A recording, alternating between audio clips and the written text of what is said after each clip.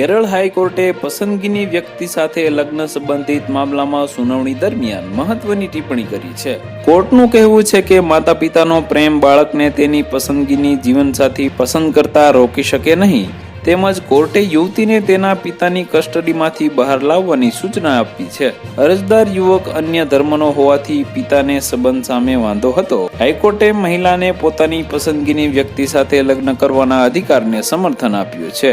આ કેસની સુનાવણી જસ્ટિસ રાજા વિજય રાઘવન વી અને જસ્ટિસ PM મનોજની ડિવિઝન બેન્ચે કરી રહી હતી. અરજદાર જર્મનીમાં માસ્ટર ડિગ્રીનો વિદ્યાર્થી છે.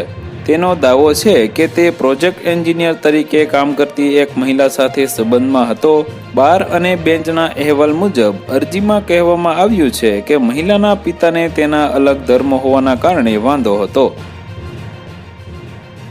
તો વધુ માહિતી મેળવવા માટે ચેનલ સાથે જોડાયેલા રહો. વિડીયો પસંદ આવે તો લાઈક કરી દેજો. ચેનલમાં નવા છો તો સબસ્ક્રાઇબ કરી દેજો.